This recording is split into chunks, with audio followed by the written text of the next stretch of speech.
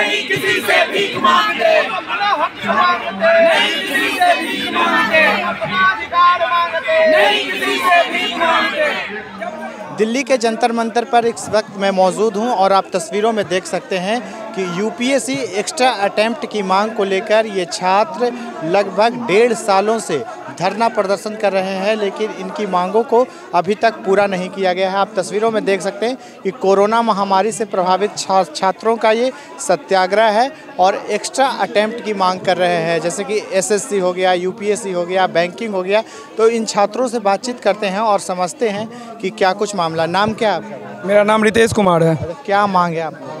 हमारी डिमांड है कि 3 साल का जो कोरोना में हम लोग का जो टाइम बर्बाद हुआ है, जो महामारी आया था उसमें कोई नहीं पढ़ पाया था, तो वही 3 साल की हम डिमांड कर रहे हैं कि एज में रिलैक्सेशन दिया जाए और कम से कम 3 अटेम्प्ट बढ़ाया जाए। बस हमारी यही डिमांड है, जिसके लिए हम 2 साल से हम लगभग सारे एमपी का दरवाज़ा खटखटाया, कोर्ट गया, कोर्ट ने बोले कि लीनिएंट व्यू अपनाने के लिए, उसको भी गवर्नमेंट नहीं सुन रही है।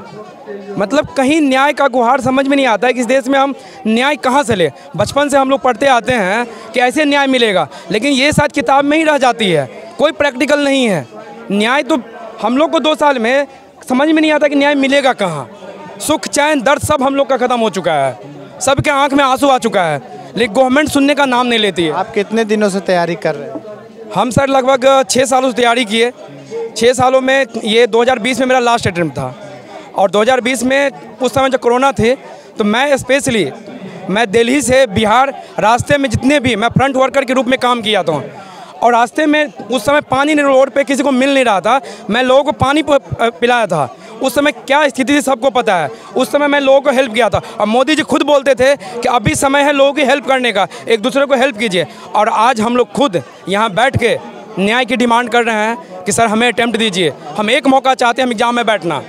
लेकिन मैं सरकार से ये कहना चाहता हूँ कि सर अगर आप देश के युवा के भविष्य के साथ हमारे साथ खिलवाड़ करेंगे तो पूरी जनता देख रही है, कोई आप भी 5 साल से ज़्यादा नहीं रहने वाले हो। जिस दिन देश के युवा जाग गया, जिस दिन इन्हें लग गया कि आप अन्याय कर रहे हो, और जहाँ तक कि सबको पता है कि आप अन्याय कर रहे हो हमारे साथ, तो आपका भी भविष्य खतरे में होगा। ये भी आप अल्टीमेटम ले लीजिए। आप लोगों के पास अब विकल्प क्या है अगर आपकी मांगों को सरकार नहीं मानती है? पिछले 2 सालों से आप लोग संघर्ष कर रहे हैं, सरकार को भी आपने पत्र लिखे, कई आवेदन दिए, मांग पूरी, अब क्या विकल्प? सर विकल्प तो हमारे साथ कुछ भी नहीं है। हमारे पास तो विकल्प अगर देखा जाए तो कुछ नहीं है, क्योंकि जो हमने इतनी टाइम दिया, जिस चीज़ के जो हमारा सपना था, अगर उसमें नहीं बैठा दिया जा रहा है तो हम लाइफ में करें ही क्या, क्योंकि हमारा सपना ही ख़त्म हो गया। तो बात ये है हमारे साथ अभी कि हम लोग को भी ये समझ में नहीं आता गवर्नमेंट ऐसा कर क्यों रही है। गवर्नमेंट कम से कम बता देना कि इस देश में न्याय नहीं हो सकता, आप न्याय के लिए कहीं नहीं जा सकते, आप घर में बैठ जाइए, जो मेरा मन करेगा वही मैं करूंगा। सरकार बता दे, अनाउंस कर दे कि जो मेरा मन करेगा मैं वही करूंगा। न्याय इस देश में न्याय वर्ड है ही नहीं। आपका नाम क्या है? जी मेरा नाम सर्वेश कुमार सिंह है। क्या आपको लगता है कि न्याय की उम्मीद है, जो गुहार लगा रहे हैं सरकार बात मानेगी? सर हम लोग पिछले 2 साल से सुप्रीम कोर्ट और कई सारे एमपी से मिले, कई सारे एमएलए से मिले, सबने यही कहा। सुप्रीम कोर्ट ने, क्योंकि ये जो प्रोसेस है, ये जो गवर्नमेंट ये कंडक्ट कराती है, तो सुप्रीम कोर्ट ने गवर्नमेंट को कहा, मिनिस्ट्री ऑफ पर्सनल को, कि लीनिएंट व्यू स्टूडेंट के प्रति लिया जाए, क्योंकि बहुत सारे स्टूडेंट 2020 में जो कि है, मैं खुद जो कि हूँ, कोरोना आया, हम लोग काफ़ी बड़े बड़े शहर जैसे दिल्ली हो गया और कई शहर में जहाँ पे स्टूडेंट प्रिपरेशन करने के लिए आते हैं, वो लोग कोरोना के डर गए और वो लोग माइग्रेशन करके अपने अपने नेटिव स्टेट पे, तो वहाँ सर पढ़ाई नहीं हो पाई। और सर कब एग्ज़ाम टलते टलते कब एग्ज़ाम उन्होंने आ गया और फिर भी डेथ होती रही, सितंबर तक सर डेथ होती रही। तो इस कारण से हम लोग अच्छे से प्रिपरेशन भी नहीं कर पाए और एग्ज़ाम भी नहीं दे पाए। इसीलिए सर हम लोगों ने सुप्रीम कोर्ट में कहा, तो सुप्रीम कोर्ट ने मिनिस्ट्री ऑफ पर्सनल को कह दिया कि स्टूडेंट के प्रति लीनिएंट व्यू रखा जाए। तो मिनिस्ट्री ऑफ पर्सनल सर अभी तक हम लोगों की मांगे नहीं मांग रही है और कुछ कर नहीं रही, जबकि हम लोगों को माइग्रेशन के प्रति, माइग्रेशन में बहुत सारी परेशानियों का सामना करना पड़ा। फाइनेंशियल, जो लोग कुछ पढ़ा के, जैसे मैं खुद बच्चों को पढ़ा के, अपने सहपाठियों को पढ़ा के अपना जीवन यापन करता हूँ। मेरा सवाल ये है कि कितने लोग प्रभावित हैं पूरे हिंदुस्तान के? सर ये तो कहना मुश्किल है, लेकिन बहुत सारे बहुत सारे लोग सर प्रभावित हैं, क्योंकि अधिकतर सर जहाँ पे अगर आप देखेंगे मुखर्जी नगर और ओल्ड राजेंद्र नगर जहाँ पे स्टूडेंट प्रिपरेशन करते हैं, अधिकतर करीब 80% से ज़्यादा लोग माइग्रेशन कर गए थे सर। सारे ये दो स्टूडेंट का हब सर मेट्रो सिटी में खाली हो गया था, तो सब सर प्रभावित हैं, सब मांग कर रहे हैं। तो सर मेरा यही सरकार से निवेदन है कि स्टूडेंट की जो जेन्युइन डिमांड है 2 कंपनसेटरी, और इसको सर डिपार्टमेंटल स्टैंडिंग कमेटी का 112वां रिपोर्ट 112 रिपोर्ट में कहा गया है कि 2020 और 2021 में जो छात्र, सभी छात्रों को 2 अवसर सिर्फ दिया जाए। और यह सर जेन्युइन डिमांड है, हम लोग न्याय की मांग कर रहे हैं, क्योंकि सर हम लोग इसमें 6-7 साल लगाए हैं, और ये सर 2 साल जो आखिरी अटेम्प्ट होता है वो बहुत ज़्यादा मायने करता है, क्योंकि 6-7 साल की इसमें मेहनत होती है। तो इसीलिए सर डिपार्टमेंटल स्टैंडिंग कमेटी की रिपोर्ट को सरकार को एटलीस्ट तो मानना ही चाहिए, और सुप्रीम व्यू जो दिया है उसको तो सर मानना ही चाहिए सरकार को, और सभी को 2 अटेम्प्ट, हर किसी को हर क्षेत्र में, चाहे यूपीएससी हो, बैंकिंग हो, 2 अटेम्प्ट सर दे देना चाहिए। आपका नाम क्या है भैया? मेरा नाम गौरव ठाकुर हुआ। ये त्रासदी देखिए, आज शायद संविधान दिवस है, और हम लोग जब अपने हक की आवाज़ उठाने के लिए जो आज ये प्रोटेस्ट है, ये ओल्ड राजेंद्र नगर में होना था, छात्रों के बीच होना था, हम लोगों को रोका गया, वहाँ हम लोगों को परमिशन नहीं दिया गया।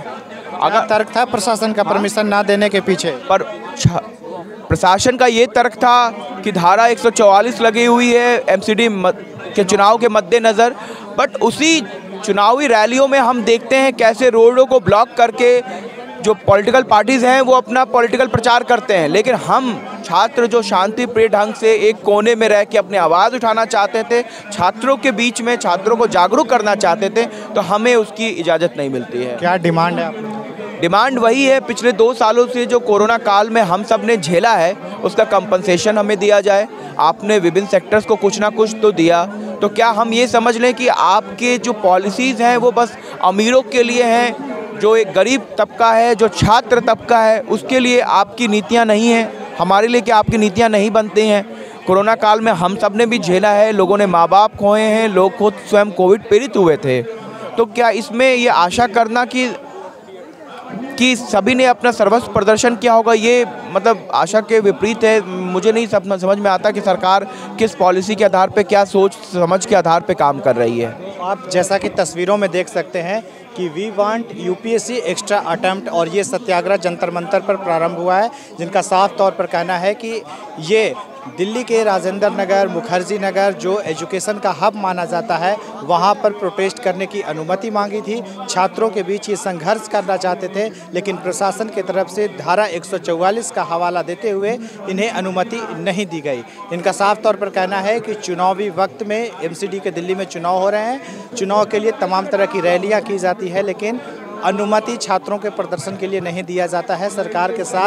सरकार जो इन लोगों के साथ नाइंसाफ़ी की है, इसकी ये गुहार लगभग 2 सालों से लगा रहे हैं, लेकिन इनकी सुनने वाला कोई नहीं है, क्योंकि कोरोना के दौरान शिक्षा क्षेत्र में एक गहरा प्रभाव पड़ा था, और इन्हीं मांगों को लेकर यूपीएससी एक्स्ट्रा अटेम्प्ट की मांग को लेकर ये धरने पर बैठे है। सरकार बड़े बड़े दावे करती है, बड़े बड़ी योजनाएँ लाती है, लेकिन धरातल पर और ज़मीन पर देखने को यही मिलता है कि देश के युवा आज सड़कों पर अपनी मांगों को लेकर संघर्ष करते हुए नज़र आ रहे हैं। उम्मीद यही करते हैं कि इनकी मांगों को सरकार जल्द से जल्द पूरा करे, और अगर सरकार नहीं पूरा करती है तो इनका साफ तौर पर कहना है कि वो सरकार निकम्मी है जो छात्रों का बात आज मानने को तैयार नहीं है।